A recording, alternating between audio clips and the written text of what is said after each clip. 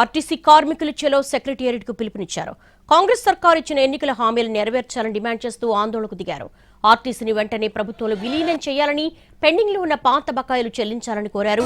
వేతన సవరణ 30% ఫిట్మెంట్ తో అమలు చేయాలని, మహాలక్ష్మి పథకం రద్దీకి అనుగుణంగా బస్సుల సంఖ్య పెంచాలని వారు డిమాండ్ చేశారు. ఎలక్ట్రిక్ బస్సులను ప్రభుత్వమే కొనాలి, ఆర్టీసీని ప్రైవేటు వ్యక్తులకు అప్పగించే ఆలోచన విరమించాలని నిరసన గళం వినిపించారు.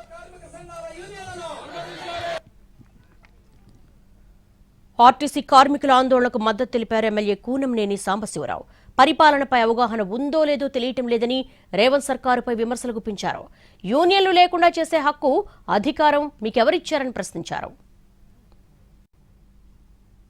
పరిపాలనాపరమైనటువంటి అవగాహన ఉందో లేదో నాకు తెలవట్లేదు, మీరేం అనుకోవద్దు.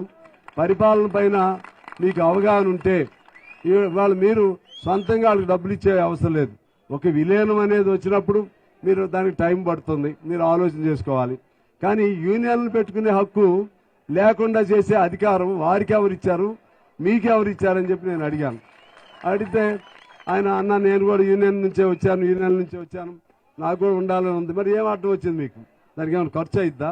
యూనియన్లు ఉంటే ఖచ్చితంగా చిన్న చిన్న సమస్యలు ఏమైనా ఉంటే వాళ్ళ తరఫున డిఎంలతోనో లేకపోతే ఇంకోళ్ళతోనో మాట్లాడుకునే అవకాశం ఉంటుంది. యూనియన్లు అనేది బ్రిటిష్ కాలంలో ఉన్నటువంటి ఆనాడే మనకి ఆ హక్కు వచ్చింది, యూనియన్లు పెట్టుకునే హక్కు. ఇవాళ సింగరేణికి యూనియన్ ఉంది, లేకపోతే ఇంకా జన్కోకి యూనియన్ ఉంది. ఒక ఆర్టీసీ వాళ్లే చేశారా పాపం? వాళ్ళకి ఎందుకు తీసేశారు? వాళ్ళంటే ఎందుకు భయపడుతున్నారు మీరు అని చెప్పి. మీకు జీతాలు ఇవ్వద్దు, మీకు పిఆర్సీలు ఇవ్వద్దు, మీకు యూనియన్లు పెట్టొద్దు.